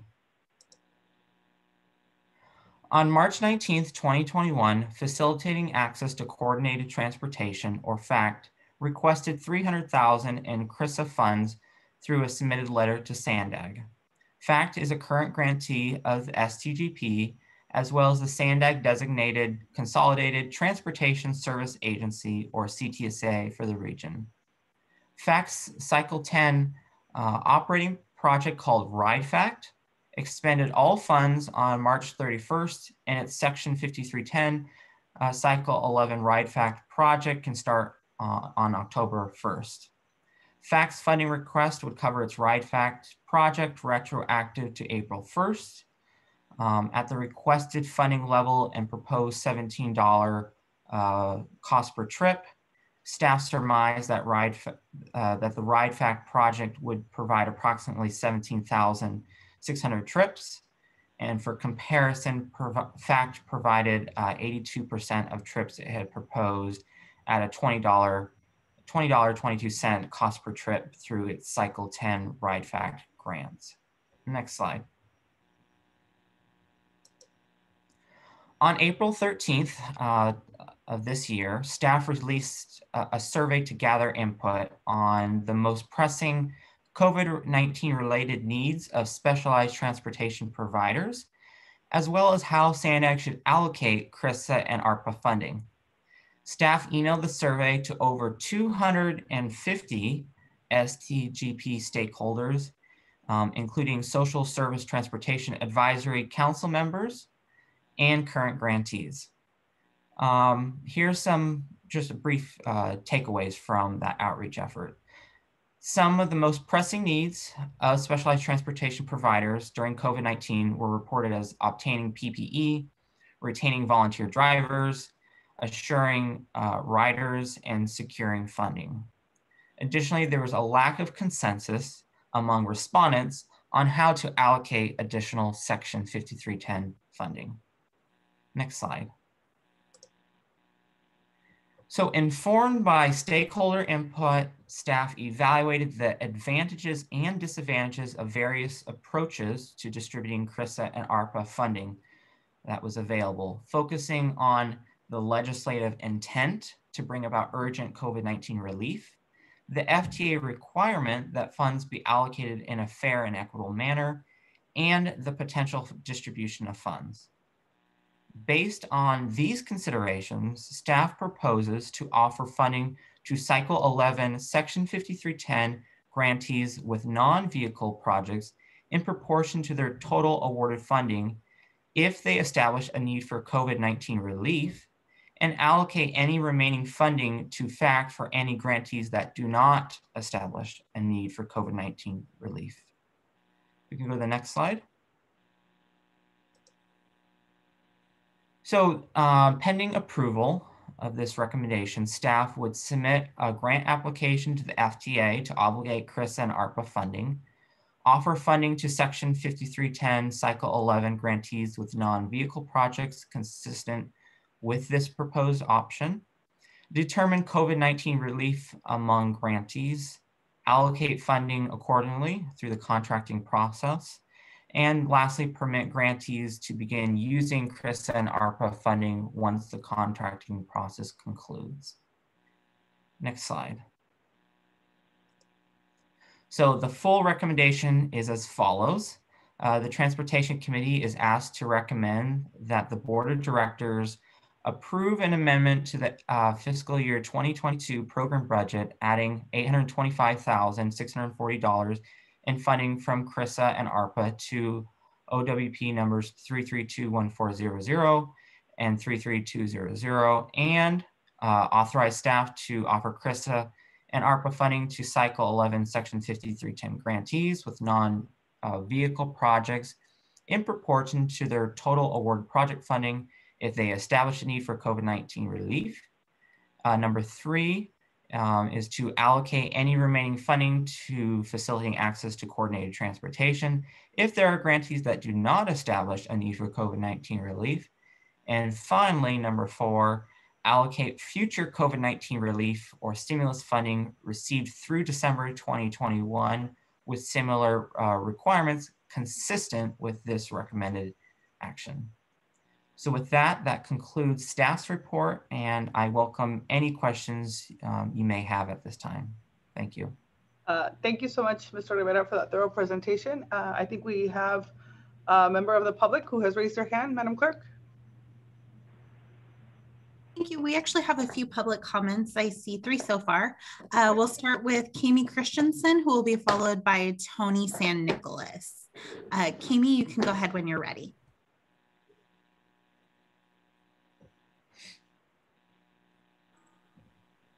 Good morning, Chair Vargas and committee members. My name is Kami Christensen, and I am the Chief Business Development Officer for 2-in-1 San Diego and the Community Information Exchange. I am also a longtime San Diego resident and social worker. I'm calling in support of the recommended funding allocation for FACT. Often transportation barrier is the last hurdle we see at 2-in-1 in connecting people to the most basic services. For several years, 2-in-1 has partnered with FACT to connect those most vulnerable to critical transportation services and as its role as the CTSA. We've also worked collaboratively to make the San Diego system of care a more person-centered, equitable, proactive, and nimble system. SANDAG, FACT, and 2-in-1 partnered several years ago to enhance San Diego's Community Information Exchange, or CIE, for what it's become today, a robust platform used by more than 1,400 users representing 105 organizations sharing programmatic and client-level data and electronic bidirectional referrals that proved vital during COVID. As an agency, FACT has stepped up numerous times in critical and unique ways in response to the changing needs of our community. COVID-19 illuminated the barriers that too many of our community members face every day. Transportation to access basic resources like healthcare, food, remain a high need of our vulnerable callers. Back in March 2020, during the early and dark days of the pandemic and the stay-at-home order, our community had sudden and urgent need across all areas of our county for meal delivery services to vulnerable San Diegans who were suddenly homebound. 2-in-1's call volume quadrupled at a time when social service programs were shuttering.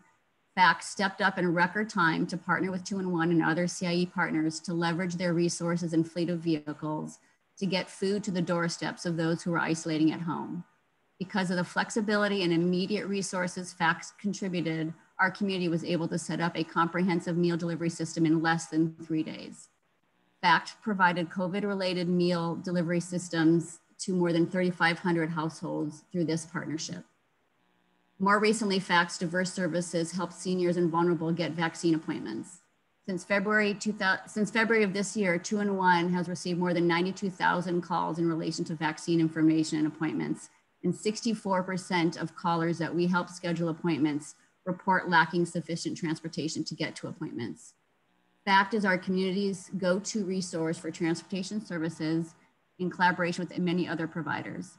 During normal times and times of COVID and other local disasters like wildfires and public safety power shutoff, FACT provides critical coordination and direct services. Thanks for letting me share the good work of FACT and the important role they play as a critical infrastructure to our community and our support for the recommended funding allocation to FACT. Thank you, Kami, and sorry about mispronouncing your name there. Next, we'll have Tony San Nicolas, followed by Ethel Mira. Tony, you can go ahead whenever you're ready. Oh, thank you. My name is Tony San Nicolas. I want to just say good morning to everyone on the Transportation Committee.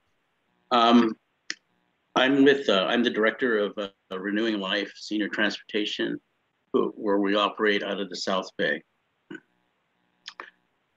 God blessed us with a affiliation with FACT for many years, probably nearing 10 years. And we've been very blessed with using them or having them help us. Also, it was an exchange of assisting one another. We learned a lot from them because we were just a starting organization. We're a nonprofit, didn't really know what we were doing. And so we had a lot of guidance from FACT. I can only speak for our experience. All the other great things that FACT does has just been mentioned and described. When Renewing Life started, we started with old vehicles, old vehicles that we owned that were donated to us. And through our relationship and partnership with FACT, they were very gracious enough to offer several vehicles to us, which helped us grow within our own grant programs that we do for transportation for seniors and disabled. And these vehicles were ADA vehicles. And presently we have 2 of the 3 minivans that we have. FACT had granted us 2. Also, we have 3 shuttle buses, and one was granted to us by FACT, and it's presently being used to do a lot of shopping trips. We just started going back to doing social trips, and so it helped us in our growth. Funding will sustain the great programs that they're doing. I think that the funding that the work that FACT does is so diversified, and I believe that money will touch all these areas, and I think it'll cover more than any other place that the funding could be. And I personally want to recommend it. On a personal note, one of the things that touched me was when my father died. I received a condolence letter from them. I don't know how they knew that he passed away, but it will always touch me forever. And so I know that doesn't have any bearing on the decision, but I like to speak that out about the character of FACT. Thank you so much for allowing me to speak. Thank you for sharing. Thank you, Tony. Next, we'll have Ethel Mira, followed by Ali Poorman. Ethel, you can go ahead when you're ready.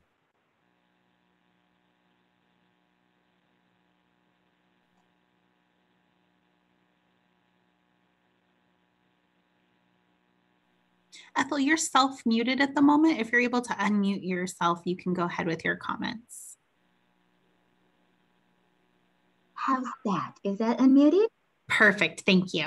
Oh, excellent. Sorry, my JAWS is speaking. I'm using a screen reader, so I'm trying to work over the JAWS.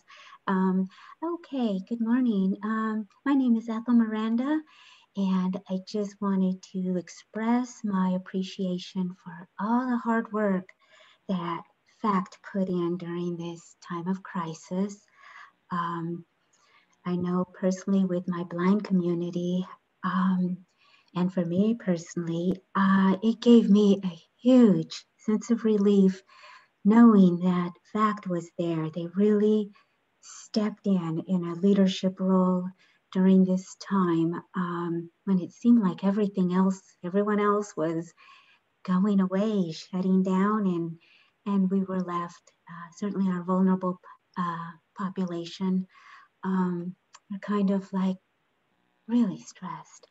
But really, they came in, took this leadership role, and held weekly meetings and collaborated, just did this incredible collaboration with other social service agencies and stepped right in and provided this incredible safety net at a time when we really needed it the most, when a lot of our population could have fallen through some huge gaps. It was scary.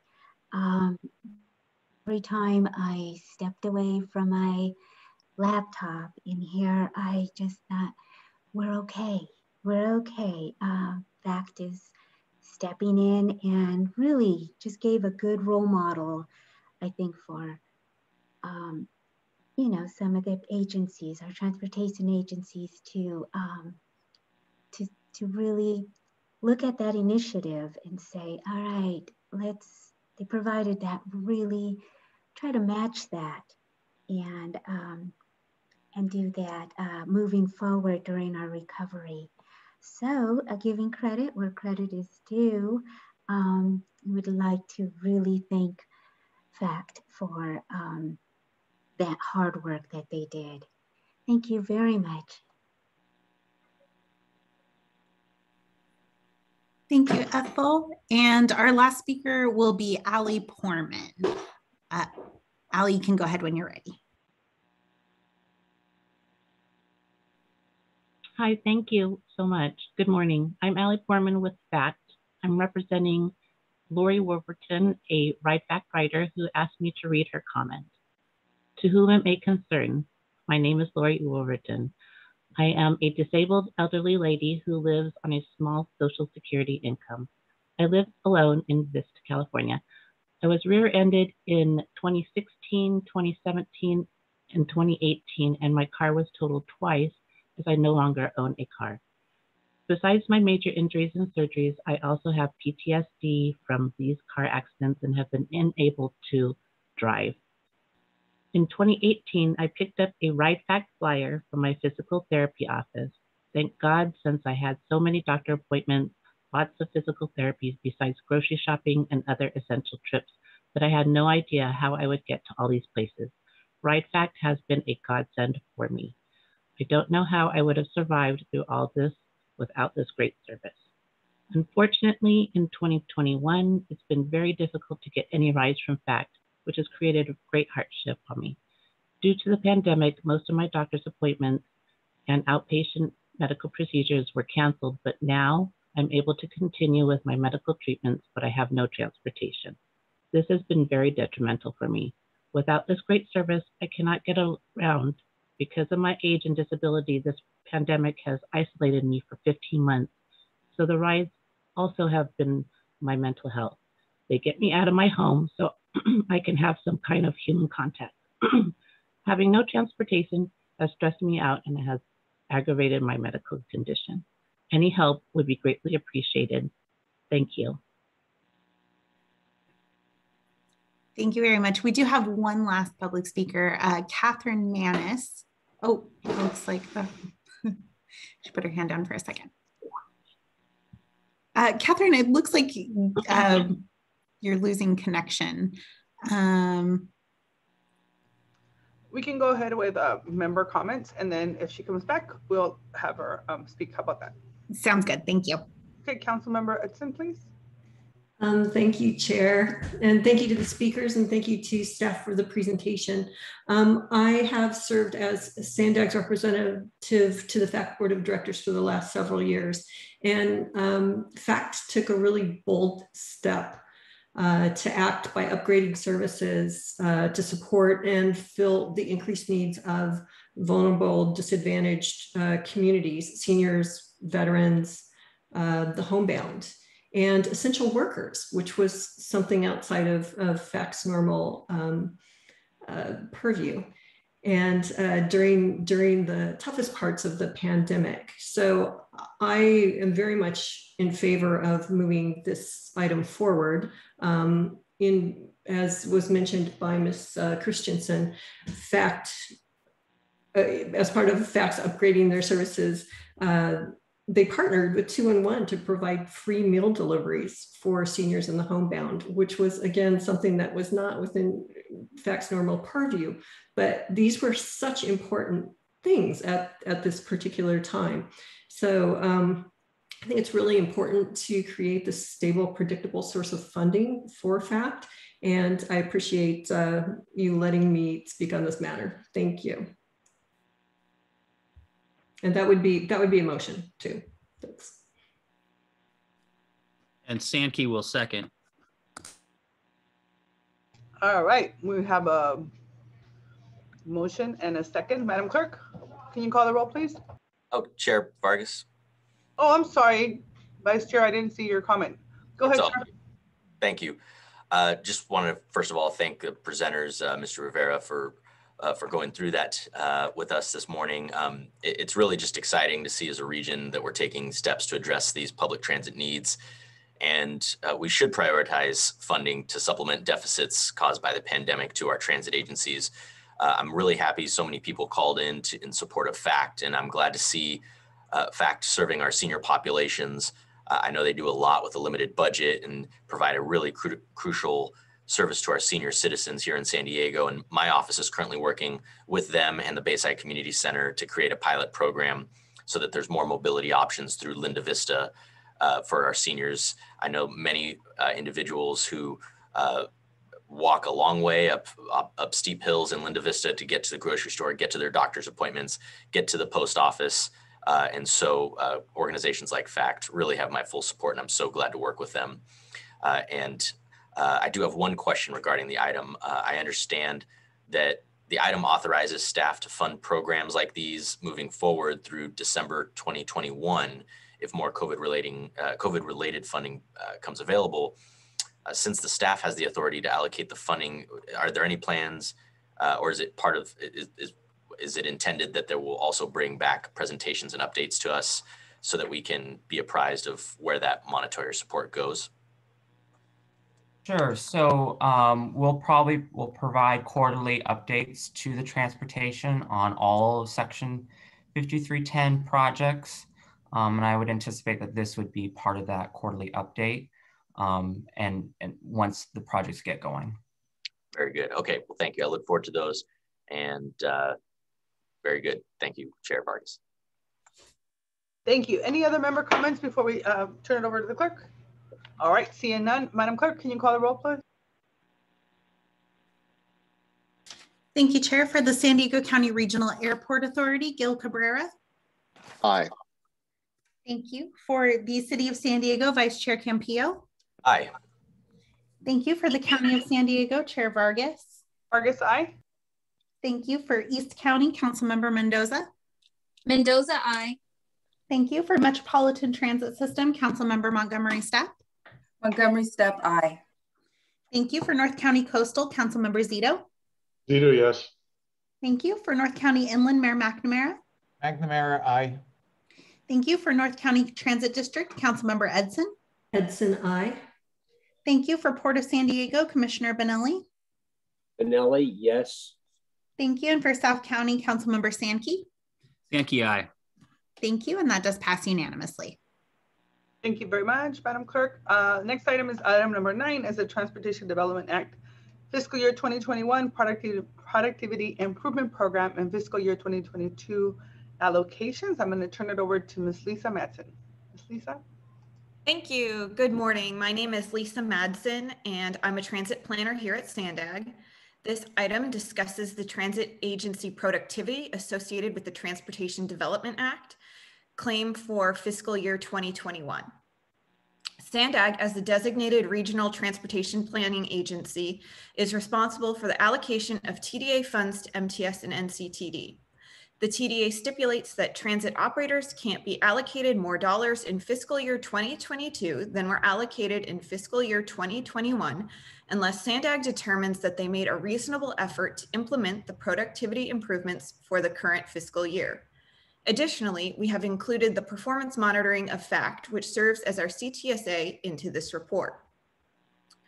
With the outbreak of the global COVID-19 pandemic in early 2020, many industries were affected, including the transit industry. Both MTS and NCTD faced ridership declines while working to protect the health and safety of their employees and riders. However, as the state has begun to reopen, transit ridership has begun to increase as well. While average weekday ridership declined to approximately 92,000 passengers in April 2020, as of April 2021, average weekday ridership has risen to approximately 149,000 passengers, an increase of almost 62%. As the state of California moves toward fully reopening, the transit operators anticipate that ridership will continue to increase back to pre-pandemic levels. Throughout the pandemic, staff has continued the transit monitoring program, which includes an evaluation of all 6 performance measures included in the TDA, which are detailed in the staff report. The state of California recognizes the challenges faced by transit operators, including MTS and NCTD, and on June 29th, 2020, the Governor of California signed Assembly Bill 90, which prohibits the imposition of penalties on transit operators who do not maintain the required ratios of fare revenues to operating costs in the 2019-2020 or 2020 to 2021 fiscal years. As part of the annual look at the transit agency's performance, we also revisit the recommendations from the last triennial performance audit. Attachments 3 and 4 of the report show the FY16 to FY18 triennial audit recommendations for MTS and NCTD and their actions to implement those recommendations. Attachment 5 includes the performance monitoring report submitted by FACT to SANDAG. The monitoring report shows that FACT is fully complying with all requirements in the agreement. With the operator's actions to implement the audit recommendations and improve productivity, it is SANDAG staff's opinion that both MTS and NCTD have made reasonable efforts toward achieving their fiscal year 2021 productivity goals. So therefore, the Transportation Committee is asked to recommend that the Board of Directors approve the eligibility of the Metropolitan Transit System and North County Transit District to receive their FY 2022 Transportation Development Act allocations of funds.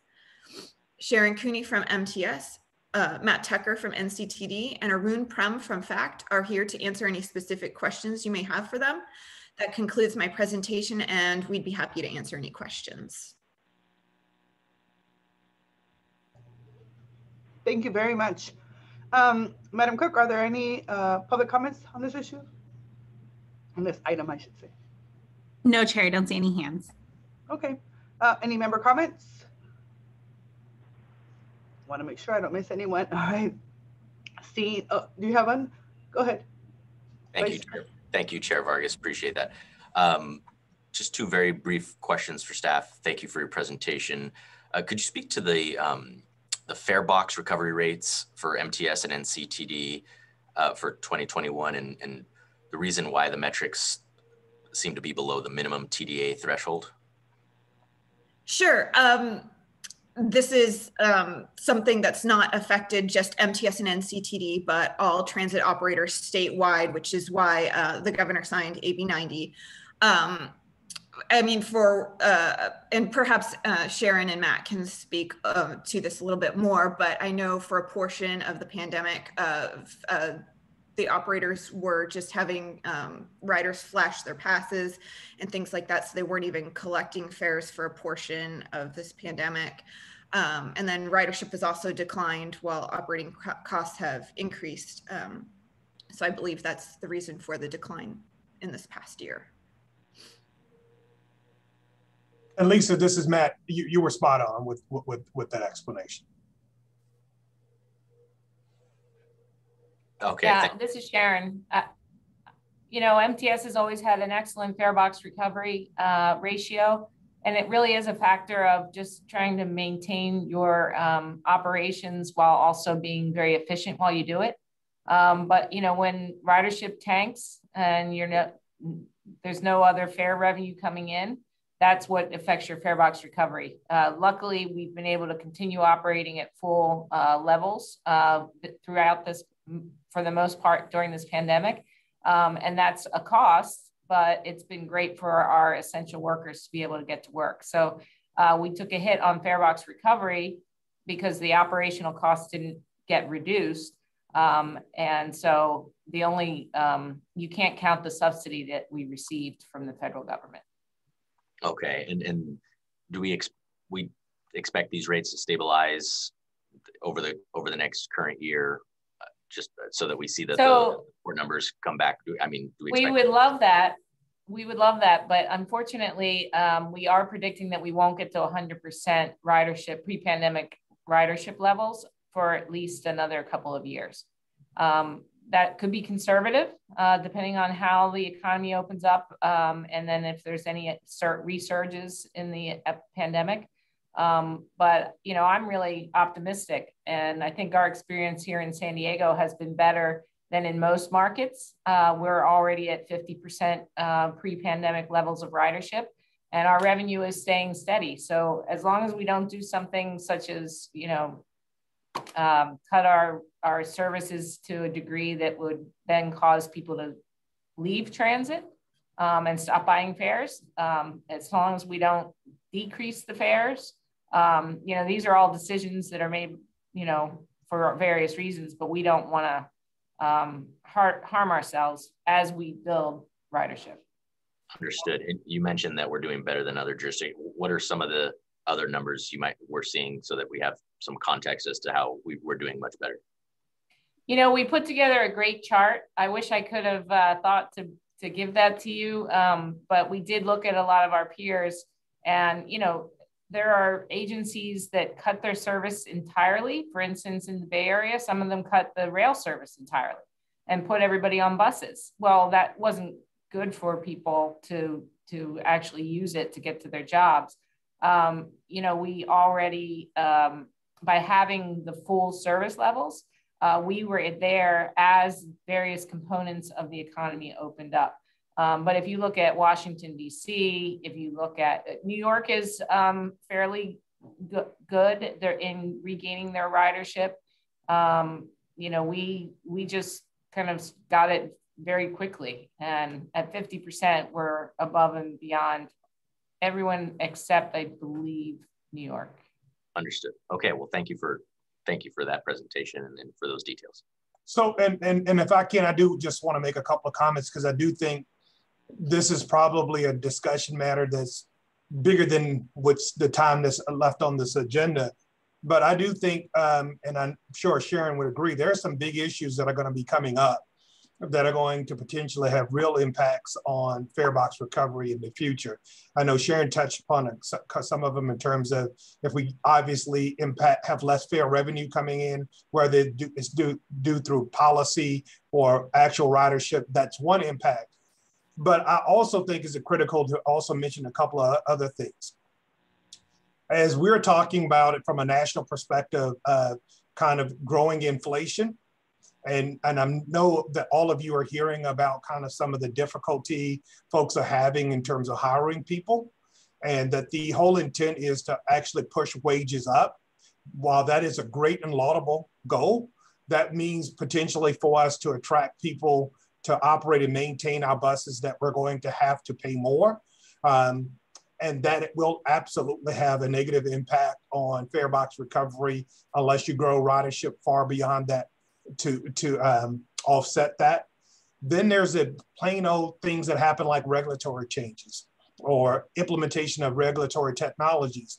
The example I give that's relevant only for NCTD within this region is positive train control. There was a law passed a number of years ago that required us to fit our rail line and all of our vehicles with this safety device that prevents or mitigates a lot of railroad accidents. Well, is going to have a baseline change in our budget greater than $3.8 million a year. There's no offset to that expense whatsoever because it doesn't grow ridership whatsoever, doesn't save us money through more efficiency. So these are always so much more difficult discussions and complex discussions than what we have on these agenda items. And I hope as we move towards the future that we actually have a much more thorough discussion where it does not, where it's not just what happened to this number when there's so much buildup in public policy, things that drive transit performance from a fare box recovery perspective. So Mr. Tucker, actually, I agree with you, and I would like to actually see if we can agendize this item for a later date so that we can actually have a conversation. I mean, I understand the questions that the Vice Chair had related to this, but I think in regards to the, it's part of the actual overall picture, but I think what we need to talk about is more of a philosophical, strategic perspective of where we stand as SANDAG around this, and I have a lot of opinions on it. Just don't think that this is the appropriate, because you need a lot of other data and information that I think that members should be able to take a look at before we have a very thorough conversation on that. So thank you for that. Councilmember Saki? Thank you, Madam Chair. I'm going to put my Wayback Machine on and go back 4 years or so, pre-pandemic and all. Paul was still running the organization. We were doing quite well relative to our peers in terms of fare box recovery, and it was something that the board was very proud of. I think over the course of 4 years, and Matt, you touched on this, and also you, Sharon, policy choices are going to impact that, that fare box recovery. One of them that comes to mind that we talked about recently during our budget hearings was youth opportunity passes. And so on the revenue side, do we look at revenue as revenue and money, or do we look at the system as a system that's meant to serve people? And maybe the fare box recovery is not the proper measure to be the one that drives everything. Of course, you have the federal requirements and those kind of things. We have on occasion at this particular committee over the last several years found ways to take numbers that don't necessarily hit those federal guidelines and find ways to incorporate language into the findings that let us meet those goals. In this instance, now we've got legislature sort of forbearance because of COVID, but going forward, those policy questions that Matt talked about are clearly going to be a part of our discussions. And Supervisor Vargas, you absolutely nailed it on the head that a deeper dive on that's really going to be important. If we decide that we can sacrifice some fare box recovery for the benefits of the region, for the benefits of the system, for the benefits of folks who need that, then that becomes a conscious policy decision, not necessarily one that necessarily, obviously we're gonna make today, but one that also has impacts in terms of funding, maybe changes at the federal level in terms of the TDA, allowing us to be able to do that kind of increased subsidy, basically is what we're talking about. And the funding that would allow that. So anyway, thoughts with a little perspective from history. Raul, great question. Love that you noticed that. And it's not the first time it's been talked about. So, and I'm sure it's clearly, as the supervisor suggests, going to be talked about some more. So thank you for my comments. Appreciate that. Councilmember Montgomery? Thank you, Chair Vargas. Really just chiming in with similar thoughts about the larger conversation that Matt mentioned, and that we have to determine where we're, going to stand as an organization, because when we are talking about equity and building out a more equitable system, it is going to impact that fare box recovery revenue. And so we have to try to balance those things out, understanding the importance of fare box recovery, and that we've been very successful in that in our region, but also know as we move deeper into some other conversations that, the choices will have to be made at that time. So I just wanted to flag that, and I appreciate you, Chair, for saying what you did, that we will be able to have that deeper discussion at some point. So thank you, and that's all. Well, I'll wait. Happy to move the item, but I can also wait. It's fine. You can go ahead and move the item, and then we'll move on. Okay, we'll move the item. Thank you. Second from Medson. Thank you. Mr. Cabrera, I was going to call you Councilmember Cabrera. I apologize. Okay, I get elevated from time to time in this committee. Thanks for pointing that out, Councilmember Campillo and Sankey. And one thing to make sure we do talk about, or flag for staff to make sure we talk about when we dive deep, is our ability to sort of change our posture through our governmental relations to maybe change,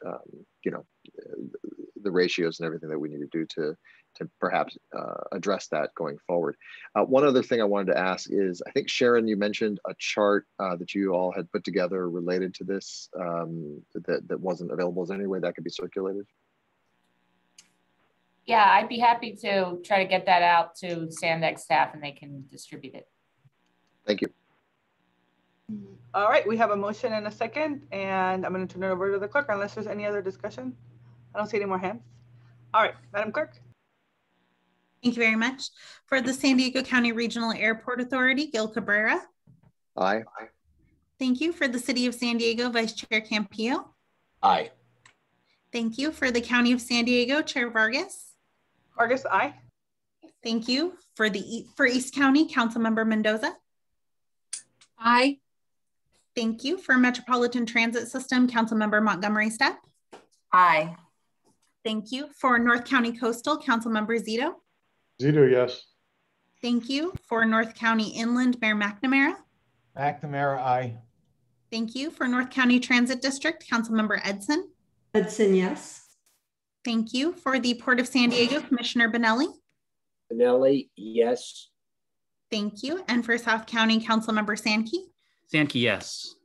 Thank you very much. And that does pass unanimously. Fantastic. With that, our next Transportation Committee meeting is scheduled for Friday, June 18th, 2021 at 9 a.m. And it will be a joint meeting with our Regional Planning and Borders Committee. So I'm super excited about it. We are officially adjourned at 10:59. Have a wonderful weekend. Thank you.